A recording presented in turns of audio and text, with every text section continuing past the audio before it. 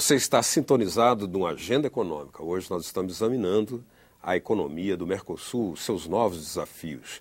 A nossa convidada é a senadora Ana Amélia Lemos, do PP do Rio Grande do Sul. Participa do programa o jornalista Floriano Filho. Senadora, em diversas oportunidades, na tribuna, em conferências, em artigos, no jornal, a senhora tem manifestado uma preocupação em relação às barreiras que estão aí travando o comércio. Protecionismo, né? Barreira protecionista e tal, no âmbito do Mercosul. E sustentou, num ponto de vista, que o Brasil deve exercer a sua preponderância econômica no bloco para impedir esses entraves. Como essas divergências estão sendo resolvidas hoje? Eu comentei agora há pouco, Beto, que o ministro Fernando Pimentel, que comanda o MIDIC, que é o Ministério do Desenvolvimento, Indústria e Comércio, ele tem operado nessas barreiras que foram as licenças prévias, no caso com a Argentina. Então, protecionismo, vamos focar no bloco, né, do Mercosul. Houve uma tentativa brasileira, provocado pela pressão da indústria automobilística, quando o Uruguai começou a vender para cá num sistema que o Uruguai criou uma alternativa adequada à realidade dele. O Uruguai é um país pequeno, como o Paraguai também, mas o Uruguai tem, eu diria assim, uma inteligência, uma intelectualidade de muito boa qualidade, e o Uruguai tem um sistema portuário também eficiente e acabou criando uma forma de montagem de veículos, de carros, própria deles. Um CKD, como se chama em economia, que traz as peças e monta ali. Então, na verdade, é um carro ali que vem todo ele em pedaços da China ou da Coreia, ou seja, de onde for, e ali junta as pecinhas e manda para cá. E aí o Brasil entrou com uma medida e tal que acabou provocando, digamos, a reação do governo uruguaio, e o Brasil teve que voltar atrás, porque a indústria brasileira quis mostrar que ela está produzindo aqui, lá não. Então, tinha que exigir um índice de nacionalização de um determinado percentual. Mas o governo uruguaio foi muito habilidoso, politicamente acabou derrubando e conseguindo atenuar aquilo que seria a barreira comercial. Então, quando eu digo nós temos que ter proteção, nós temos que ter o cuidado que os países têm com a sua produção interna. Qual é o impacto que tem alguns setores com geração de emprego, com geração de renda, com agregação de valor. Então, veja, eu falo especificamente no caso de máquinas agrícolas do meu estado. Isso é fundamental, tem cidades que vivem disso, município de Horizontina, município de Santa Rosa, e a transferência dessas fábricas para a Argentina é um desastre. Porque o que vai substituir de uma hora para outra uma fábrica com trabalhadores especializados, mecânicos, engenheiros, todos? É uma indústria que já se especializou, já se formou o que se chama ali um nicho de mercado, um cluster, né? Uma cadeia produtiva, e no entorno, com toda essa cadeia que é a autopeças, a área de pintura, toda a área que está envolvida nisso. E além da questão comercial e tudo. Então, a saída de uma indústria que chegou a esse grau de especialização, e hoje você tem máquinas moderníssimas, hoje são máquinas computadorizadas, e o meu estado desenvolveu essas tecnologias. Máquinas que hoje digamos, o motorista, ele tá dentro, ele tem que ter até conhecimento de algumas, de informática, porque é um computador a máquina. Ela hoje faz uma chamada agricultura de alta precisão, que a máquina faz programa para ela distribuir o fertilizante conforme a necessidade do terreno, da área da lavoura. Então, chegou a esse ponto. Chegou a esse ponto, por isso se chama agricultura de alta precisão. Então, produzidas lá em Não Me Toque, tem uma feira lá, Não Me Toque, essa cidade que faz uma feira extremamente... Esse ano teve 73 países presentes lá na feira. E o que acontece? Essa alta tecnologia, ela aumenta a produtividade, mas essas máquinas exigem um operador dessa máquina qualificado, que tenha uma qualificação, porque é uma máquina inteiramente computadorizada, que ela vai colocar o fertilizante de acordo, menos aqui, mais aqui, equilibradamente. A mesma coisa a distribuição homogênea das sementes. Todo esse procedimento, olha, o que significa isso em ganho, não só de produtividade, mas de preservação do meio ambiente, da sustentabilidade da própria terra. Então, a questão de curvas de nível, a questão de plantio direto na palha. Então, esse agricultor está fazendo isso, graças a essa indústria de máquinas agrícolas que lá se formou. Agora, a presidente Cristina Kirchner, não vou fazer nenhuma referência ao que disse o presidente Mujica, né, que é uma indelicadeza a presidente argentina, mas, de qualquer maneira, ela chegou e disse para os empresários de lá, querem vender para a Argentina, continuar vendendo para a Argentina, então vem produzir aqui para vender aqui. Quer dizer, agora, já que nós temos dentro do Mercosul, eles já têm tarifas, a tarifa do Mercosul é uma tarifa privilegiada na venda dos produtos brasileiros para lá, é sem tarifa. Então, a máquina que é produzida lá no Rio Grande do Sul, vendida na Argentina, ela é 40%, 60% às vezes mais barata do que a mesma máquina vendida lá no Rio Grande do Sul para o agricultor brasileiro. Isso vale também para o Uruguai. O arame farpado, o arame liso, que é produzido pelo Gerdau em Gravataí, ele é vendido no Uruguai a um preço 3 vezes menor do que o preço. Por quê? Por tudo aquilo que você, Florina, havia lembrado. Tributação, tudo. Ali ela é beneficiada porque para exportar dentro do Mercosul é isento de impostos. Agora, senadora, quando há essas dificuldades para nos entendermos entre nós mesmos... Imagina quando é a para gente China. Não, às vezes a melhor política talvez seja olhar um pouco para os lados e ver...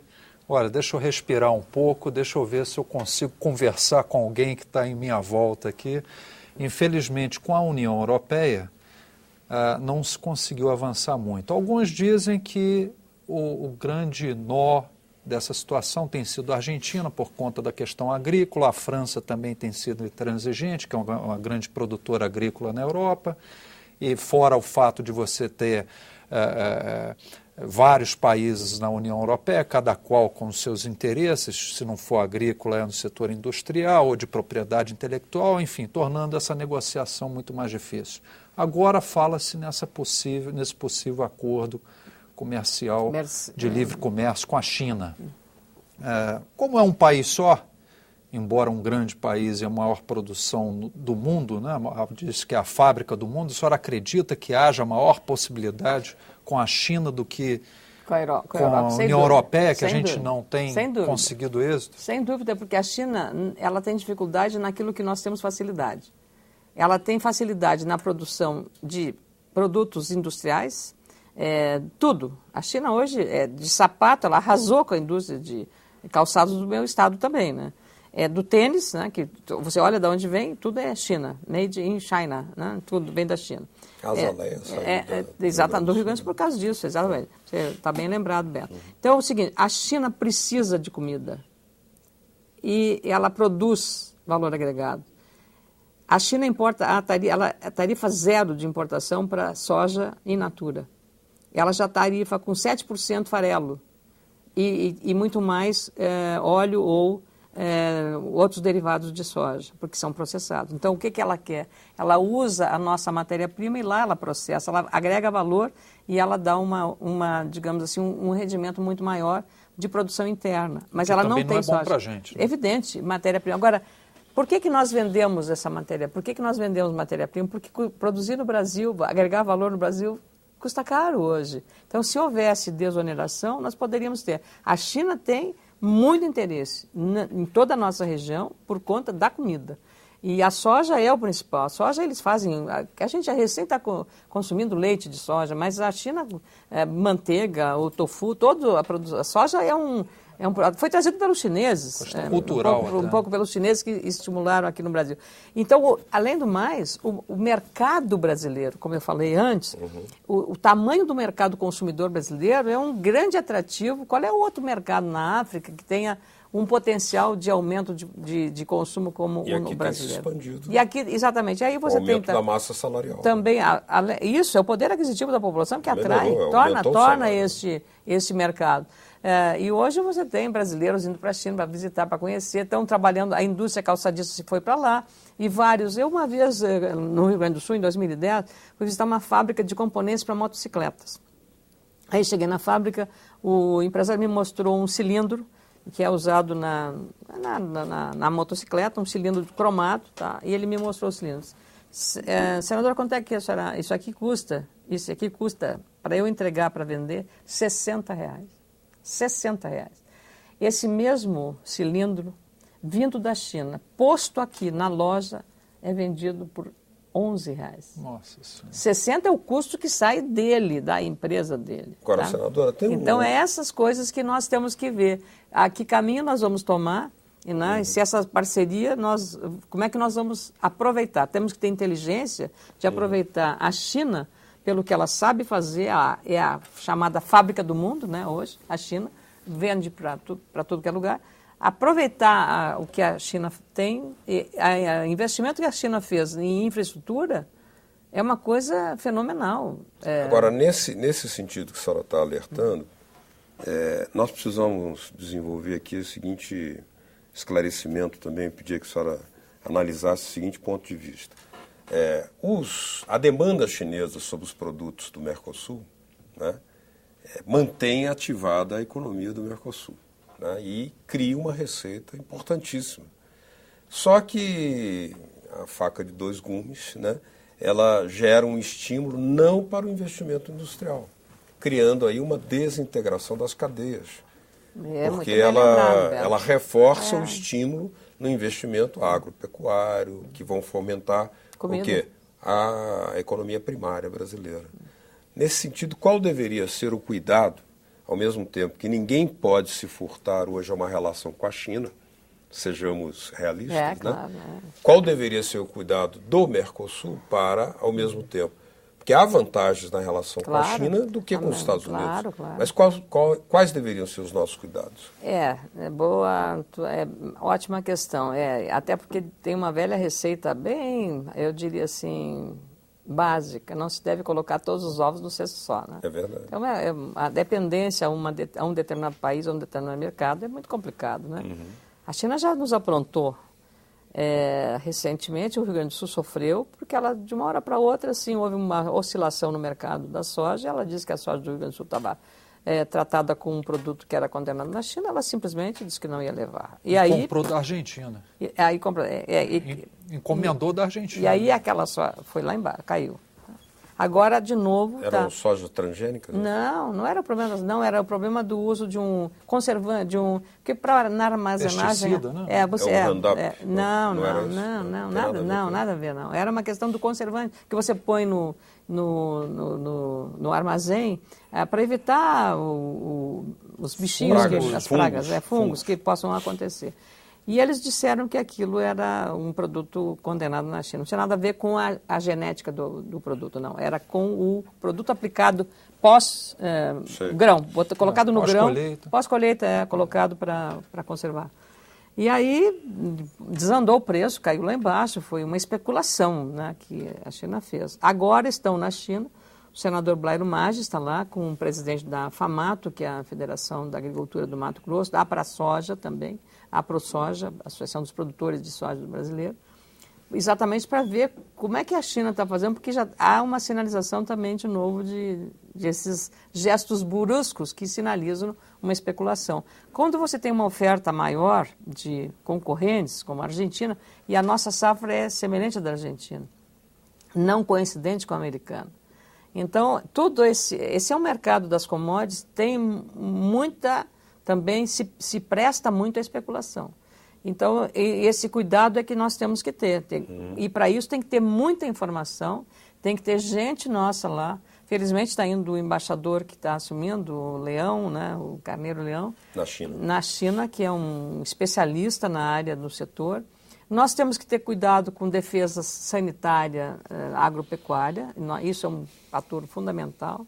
Cuidar agora, a China está com uma nova cepa da gripe aviária, chamada H7N9, é mais forte, ela já migrou de Xangai, entrou numa outra província e já chegou em Pequim.